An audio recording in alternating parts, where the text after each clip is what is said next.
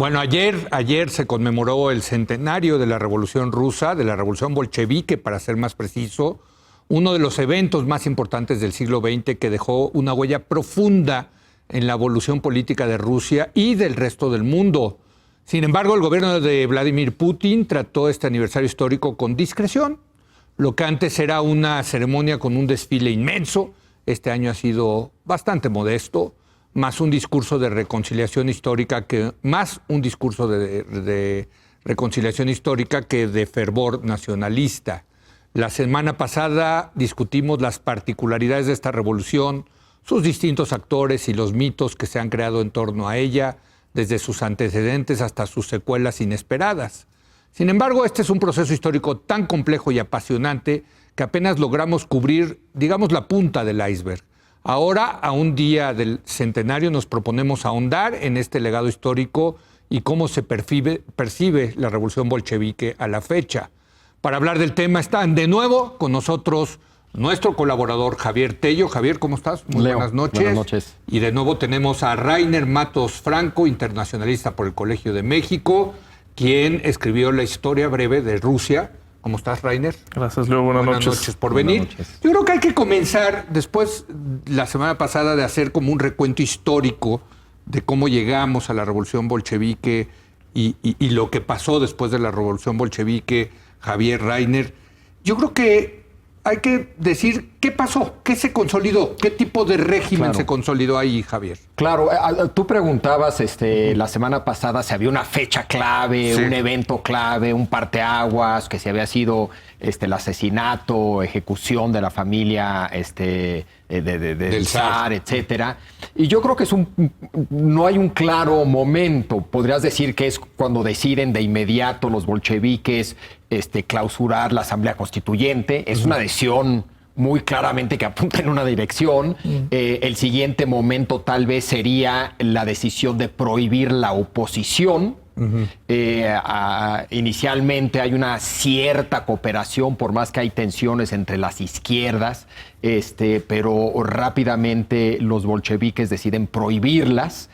Y luego un estilo de gobernar que es en parte producto de una guerra civil, donde las decisiones se toman en caliente, de manera muy vertical, y se usa el terror, que también de ahí surge un estilo de gobernar, que es un estilo de gobernar bajo presión, en crisis, que medio ahí queda y ahí permanece. Entonces yo creo que lo que surge de todo esto, es decir, de la revolución y guerra civil, pues es un sistema profundamente autoritario, vertical. ¿Cuándo termina la guerra civil? 1921, ¿Sí? En su fase más ardua. Exacto. Okay. ¿No? Eso podría ser, digamos, ¿no? Ahí es otra fecha. Sí, digamos, o podrías decir que es con la llegada de... O sea, las fechas posibles de terminación, hay quien la lleva hasta... O de comienzo del régimen soviético. Exacto, ¿no? Hay quien la lleva hasta 1991. Como sabes, un libro que tú leíste, que ahí termina. Entonces, pero lo que es importante es que se consolida, como yo diría, como producto en parte de una ideología leninista, llamémosle, o marxista-leninista, depende de cuánto peso le quieras dar a Marx, pero en parte por razones ideológicas, en partes por razones de coyuntura, en parte por la dinámica de una guerra civil, en parte por una coyuntura europea, en fin, por una serie de razones se consolida un tipo de régimen que es autoritario, usa el terror, es represivo, se crea la Checa, hablabas de la Checa, se crea una policía política secreta, en fin, surge un régimen que es más o menos, por más que tiene variaciones importantes a lo largo de la historia, que es el régimen soviético, que gobernará y que tendrá el impacto que tuvo a lo largo del siglo XX. Ahora, sí es diferente, Rainer, después de que muere Lenin, que viene la lucha por el poder y se acaba consolidando Stalin, pero ese periodo, digamos, del gobierno de Lenin sí es diferente al de Stalin. O sea, es un régimen autoritario, pero hay todavía ciertas discusiones dentro, ¿no? ¿O no? Bajo Lenin se prohíbe la discusión. ¿Sí? La respuesta es sí y no. Es diferente en que Lenin, como ya lo habíamos dicho, en 21 hace la nueva política económica, relaja un poco más el sistema, permite propiedad privada, etcétera, y permite también cierta discusión en el seno del partido, ¿no? a un grado al que Stalin no la va a permitir después. Pero ese primer leninismo de 18 a 21 durante la guerra, pues para muchos es la continuación, lo que hizo Stalin es la continuación precisamente de eso, perfectamente como Lenin lo aplicó. Es decir, un gobierno autoritario, totalitario, como se le llamó después en la ciencia política, un gobierno que hace purgas cuando se ve amenazado, un gobierno que, y esto es algo muy interesante porque Stalin va a repetir algo que hizo Lenin durante la Guerra Civil, que es ante la amenaza siempre de fuera. Durante la Guerra Civil, los estadounidenses, los japoneses, los ingleses, los franceses invaden puertos, ponen escuadras en los puertos para que los barcos rusos no puedan navegar, salir de allí.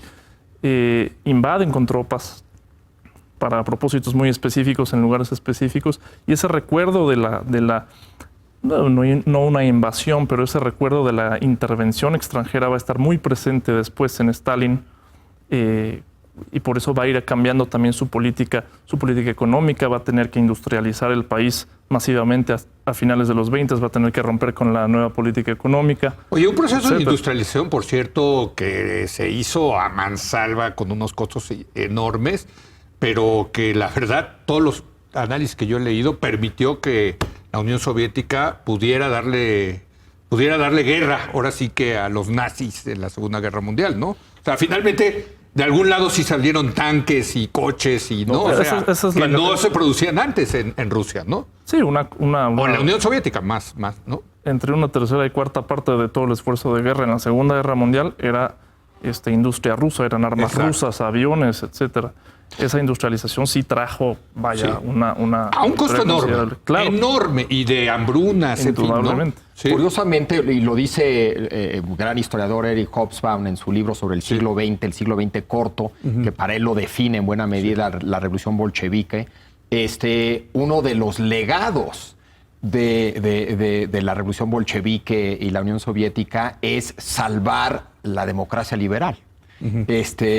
Curiosamente, ¿no? Efectivamente, esa industrialización, el ejército y el esfuerzo militar ruso en la Segunda Guerra Mundial es lo que en cierto sentido salva, Estados Unidos también algo tuvo que ver, salva a la democracia liberal. Pero sí, es que hay dos partes, ¿no? Está la parte del régimen político y está la parte económica, de la transformación económica de un país tremendamente agrario, fundamentalmente agrario y de propiedades aristocráticas, etcétera, a un país socializado e industrializado en 20 años, ¿no? 20, 30 años lo lograron, ¿no? Y ese es otro legado, yo te diría. Uno de los legados de todo esto es que la Unión Soviética, el modelo soviético, se convierte en eso, en un modelo para desarrollar una economía atrasada, subdesarrollada, de una manera rápida, y se vuelve un modelo muy atractivo para países no desarrollados, y por eso el éxito de la Unión Soviética a nivel internacional a partir de la revolución bolchevique, ¿no? Hay una frase en Rusia famosa que dice con Stalin, cuando él tomó el poder, teníamos la reja de arado, ¿no? Que todavía arábamos la tierra con la reja de arado, y terminamos con satélites artificiales. Sí. Es correcto. Entonces, esa es una forma al costo terrible que fue, de que verlo. Esa cosa absoluta, que yo creo que no había pasado en el mundo, ustedes díganme, de una orden de Moscú, va a haber industria acerera en los Urales y movilicen todos los recursos para allá y manden, y 5 o 10 años después hay industria acerera en los Urales. Y es que la pregunta es, sin esa forma de gobierno, ¿se podría haber llegado a eso en ese corto tiempo? Yo creo que no. ¿Tú qué opinas? O sea, con la represión, en fin, ¿no? Hay que sacar obreros, hay que sacar esto. Y no son unas cosas por otras, ¿no? Digo, hay que ver el conjunto, no son unas cosas por otras. Claro. Sí, yo diría que los procesos de industrialización en todo el mundo, la manera en que se transformó la agricultura en todo Occidente también fue muy violenta. Sí. Pero fue más larga. Sí. Durante un periodo, si quieres, más largo. Yo creo que la violencia que aterra de la Unión Soviética y sobre todo bajo Stalin, pues son las partes de las purgas, es el Gulag, ¿me entiendes? Yo creo que eso era lo más aterrador.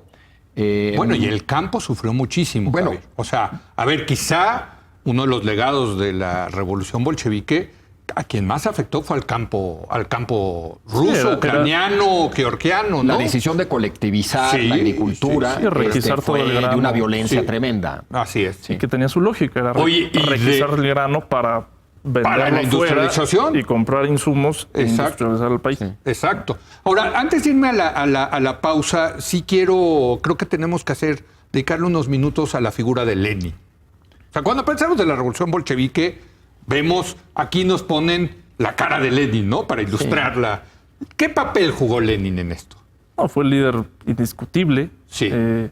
Contrario a los líderes de otros partidos socialistas, Lenin tenía un proyecto claro, como lo decíamos la otra vez, tenía un proyecto claro, sabía qué había que hacer para tomar el poder de una manera bastante más pragmática, no un marxista recalcitrante, sino que yuxtaponía ahí cierto marxismo más heterodoxo con una tradición rusa que venía desde Bakunin, con esa urgencia de hacer la revolución por hacerla, ¿no? Y en ese sentido, como yo decía la otra vez, no era tan marxista como los mencheviques sí lo serían después, y de ahí viene la decisión. Creo que Lenin pues, fue determinante para ese tipo de Estado que se hizo. Determinante, pero también rodeado de un grupo de gente, por cierto, muy educada, con mucha cultura, muy leída, en fin, ¿no? O sea, el equipo de Lenin cuenta en esto, Javier, ¿no? Muchísimo. Yo te diría que era un primero entre iguales, no era un líder indiscutible ni dictatorial. De hecho, combinaba algo que resultó muy funcional en el contexto, combinaba una enorme capacidad para negociar y ceder con, de repente, no ceder en lo más mínimo. Tenía esos dos lados y funcionaba muy bien con el grupo de gente con el que estaba trabajando. Pero efectivamente era un grupo lleno de gente de enorme talento, no solamente dentro del grupo bolchevique, hablamos de Martov, que también del lado menchevique, también del lado socialista revolucionario había grandes personajes, y era una comunidad, yo te diría, internacional. La socialdemocracia alemana, en fin, era un mundo en el que yo creo que era un grupo revolucionario europeo de enorme riqueza intelectual y también muy metidos en la práctica de la revolución. Pero sí negociaba Lenin muchas cosas, tenía que negociar muchas cosas y no siempre se salía con la suya, a veces no. Ahora, yo lo que he leído, Rainer, es que el culto a Lenin en realidad lo comenzó Stalin, ¿no? O sea, que sí era un líder muy carismático, donde se paraba, la gente lo iba a oír, en fin, hacía unos discursos al parecer fantásticos, igual Trotsky, de hecho dicen que Trotsky era mejor discursivamente que Lenin, orador, en fin, pero que el culto a Lenin, las estatuas, la adoración del Estado hacia Lenin comenzó como una herramienta de legitimación para Stalin, ¿no? Sí, y Stalin lo hace políticamente muy bien, porque cuando muere Lenin en 1924, lo que hace Stalin es deificar la figura, divinizar la figura, hace este concurso para construir el mausoleo de Lenin, para ponerlo en medio de la Plaza Roja, que ahí sigue. Ahí está. Ahí está el cadáver de Lenin. El cadáver de Lenin se puede visitar. Y empieza a divinizar esta figura, y Stalin siempre no queda como el líder. Eso políticamente también era muy interesante. Él no queda como el líder indiscutible, sino que siempre está Lenin. Y los pósters, las fotos, toda esa construcción del stalinismo como adoración a Stalin, siempre va a estar una estatua de Lenin atrás, en el póster, en la foto.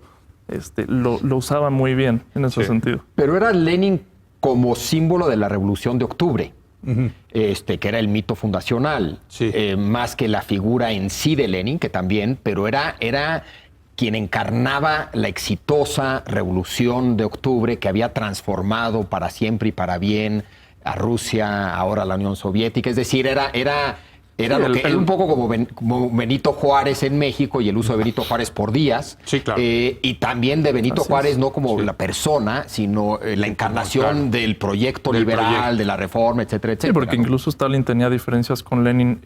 Stalin se oponía al principio a la insurrección. Era de los cuantos que se oponían a la insurrección. A mí me parece increíble que todavía esté ahí el cadáver de Lenin. Por cierto, en algún momento estuvo el de Stalin y lo quitaron y lo mandaron. Está atrás la tumba, por cierto. Creo varios, las tumbas de muchos. La Plaza Roja. La más limpia de todas es la de Stalin. Y la que más flores tiene. Exactamente. Lo cual nos lleva precisamente, vamos a una pausa, precisamente lo que tú dices es interesante. ¿Cómo se ve hoy en Rusia la revolución bolchevique? La figura quizás se ve mejor a Stalin, paradójicamente, que a Lenin. Desde luego Trotsky, pues, pobre, ¿no?